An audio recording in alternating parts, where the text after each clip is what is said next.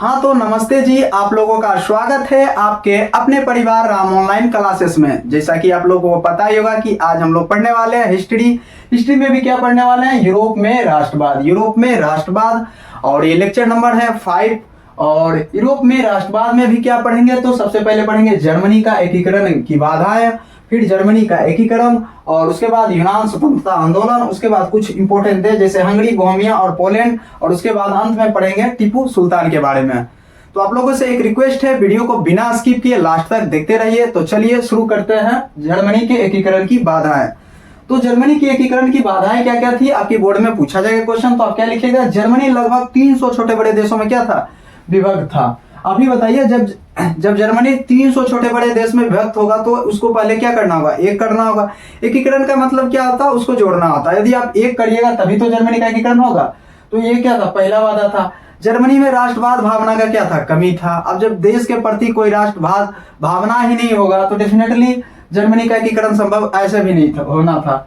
Germany को दो क्षेत्र में बांटा गया। पहले क्षेत्र को बोलते हैं उत्तरी क्षेत्र और दूसरे क्षेत्र को बोलते हैं दक्षिणी क्षेत्र। उत्तरी क्षेत्र में प्रोटेस्टेंट मतावलंबियों की संख्या क्या थी, ज्यादा थी। और दक्षिणी क्षेत्र में आपका कैथोलिक बाहुल्य क्षेत्र था।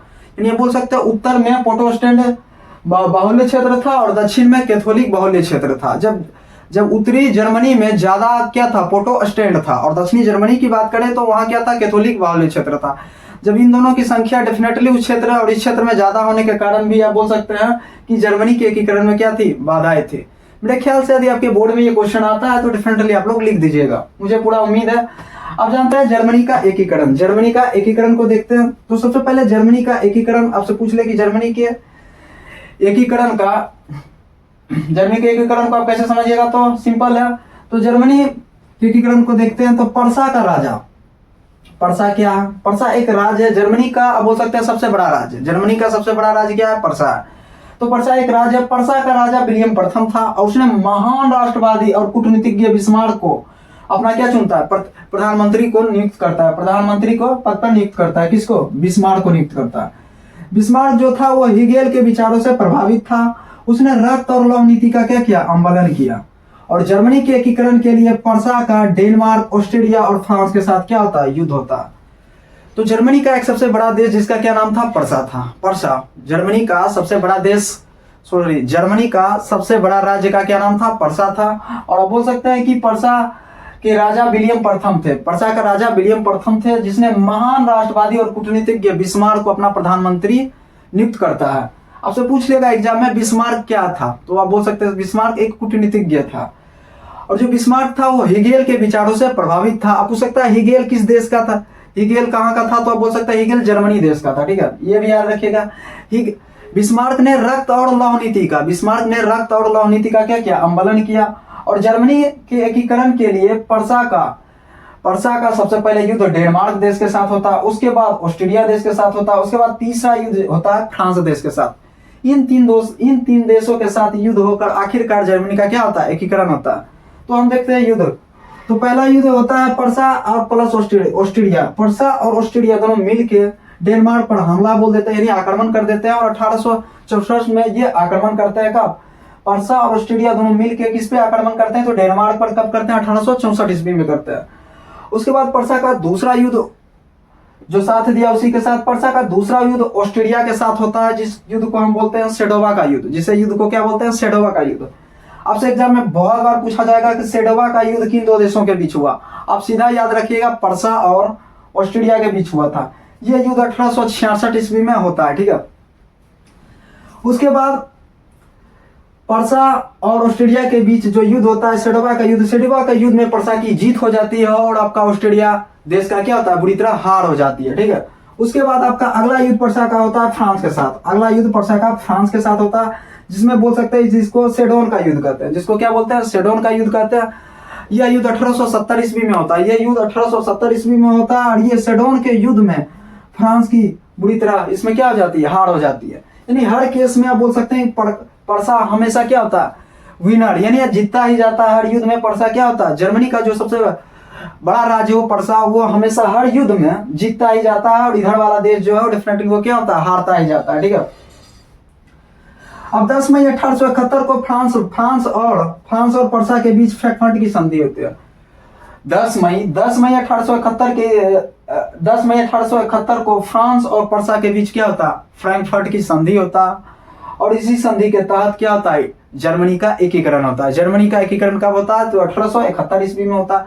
आपकी जानकारी के लिए ये भी पूछ लेता हूँ कि इटली का एकीकरण कब होता है, तो इटली और जर्मनी दोनों का एकीकरण आप याद रखिएगा 1871 ईस्वी में होता है। ठीक है, तो मेरे ख्याल से ये डेफिनेटली याद हो गया होगी। आपसे पूछ लेगा फ्रैंकफर्ट की संधि कब हुआ था, 10 मई 1871 ईस्वी को हुआ था सर, हमको याद हो गया।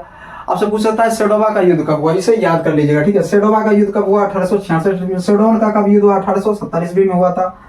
पूछ सकता है सेडोवा का युद्ध किन दो देशों के बीच हुआ था, तो पर्सा और ऑस्ट्रेलिया के बीच हुआ था। सेडोन का युद्ध पर्सा और फ्रांस के बीच हुआ था।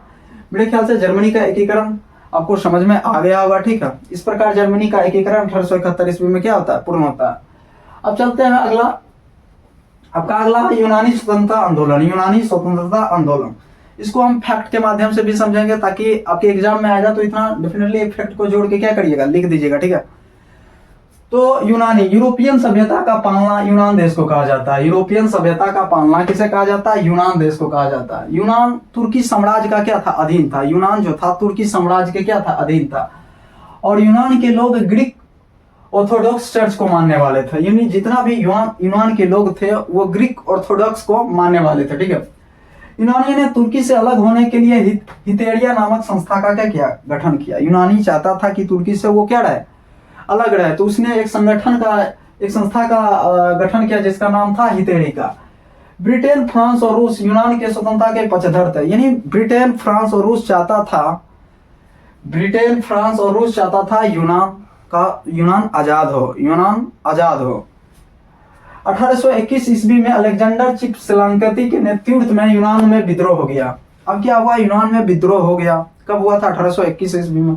जब विद्रोह हुआ तो 1827 ईस्वी में लंदन में एक सम्मेलन बुलाया गया जिसमें ब्रिटेन, फ्रांस, रूस तुर्की के विरुद्ध और यूनान के समर्थन में नावारिनों की खाड़ी में अपनी सेना को क्या किया, भेज दिया, उतार दिया। और तुर्की के सपोर्ट में मात्र एक देश आया था जिसका नाम था मिस्र। इन दोनों देशों की क्या होगी, हार होगी। और इन दोनों देश की क्या होगी, हार। किससे हार होगी, तो रूस देश से क्या होता है, हार जाता है। आखिरकार 1829 ईस्वी में तुर्की और उसके बीच एड्रियानोपोल की संधि हो जाती है।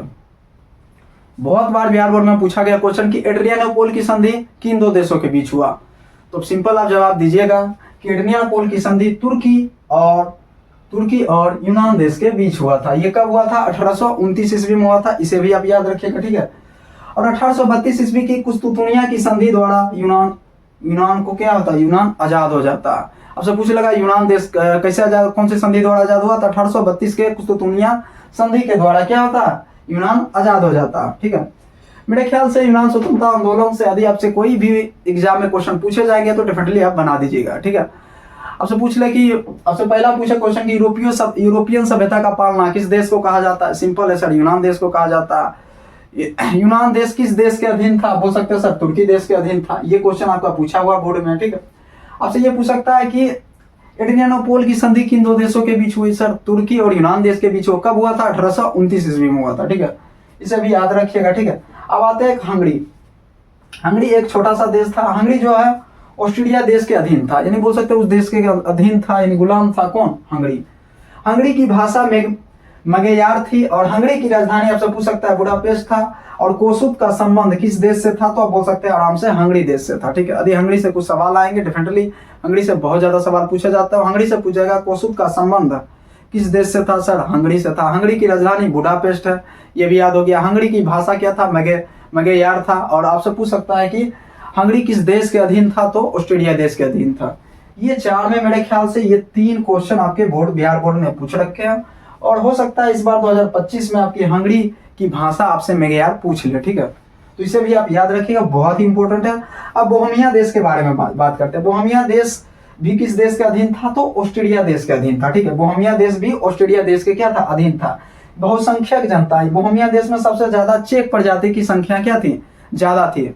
तो बोहेमिया मतलब बहुत सारा क्या होगा, तो बहुसंख्यक जनता जो है ना चेक प्रजाति का कहाँ का था, बोहेमिया देश का था। ठीक है, अब आते हैं आपका एक पोलैंड देश। पोलैंड भी एक छोटा सा देश है पोलैंड भी रूस देश के क्या था, अधीन था। पोलैंड रूस देश के अधीन था, ठीक है। और पोलैंड जो है विद्रोह कर देता है रूस के शासन के विरुद्ध, यानी रूस के शासन के विरुद्ध पोलैंड क्या करता है, विद्रोह कर देता है। ये विद्रोह कब करता है, 1830, 1848, 1863 ईस्वी में। ये 3 बार युद्ध करता है, लेकिन रूस वाले इसको क्या करते हैं, कुचल देते हैं। आपकी जानकारी के लिए यदि मैं पूछ लूं, 1830 के क्रांति, जब फ्रांसीसी क्रांति हुआ था, उस समय राजा कौन था, तो उस समय वहां का राजा था चार्ल्स दसम, ठीक है। यदि हम वही पूछ लें 1848 क्रांति के समय, 1848 जो क्रांति हुआ था, उसके बाद उस क्रांति के समय वहां का राजा, सर आराम से बोल सकते हैं, लुई फिलिप था, ठीक है। 1863 भी पोलैंड में क्या होता है, विद्रोह करता है बेचारा, लेकिन रूस क्या करता है, इसको कुचल देता है। किसको, पोलैंड के विद्रोह को क्या करता है, रूस कुचल देता है, ठीक है। अब आते हैं अपना टीपू सुल्तान के बारे में जानते हैं अपने देश के। तो टीपू सुल्तान जो है ना, फ्रांसीसी क्रांति कब हुआ था, सबको पता है सर, 1789 ईस्वी में। फ्रांसीसी क्रांति से प्रभावित कौन था, आपका टीपू सुल्तान था। टीपू सुल्तान किससे प्रभावित था, फ्रांसीसी क्रांति से प्रभावित था।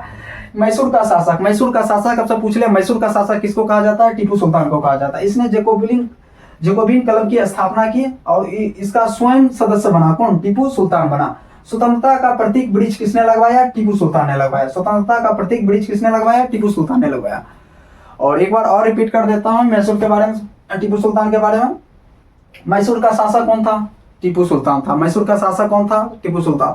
फ्रांसीसी क्रांति कब हुई थी, 1789 में, और कौन प्रभावित था, तो भारत में टीपू सुल्तान प्रभावित थे। जैकोबिन क्लब की स्थापना किसने किया, टीपू सुल्तान ने किया। यह इसका स्वयं क्या था, सदस्य था, कौन, टीपू सुल्तान। स्वतंत्रता का प्रतीक ब्रिज किसने लगवाया, टीपू सुल्तान ने लगवाया, ठीक है। मेरे ख्याल से आप लोग को समझ में आ गया होगा। आप लोग से एक रिक्वेस्ट है कि वीडियो को शेयर करिए बहुत ज्यादा, और चैनल पर पहली बार है तो चैनल को सब्सक्राइब करिए और वीडियो को लाइक करिए, और हो सके तो अपने दोस्तों में बहुत ज्यादा शेयर करिए। और फिर मिलते हैं अगले वीडियो में, तब तक के लिए थैंक यू।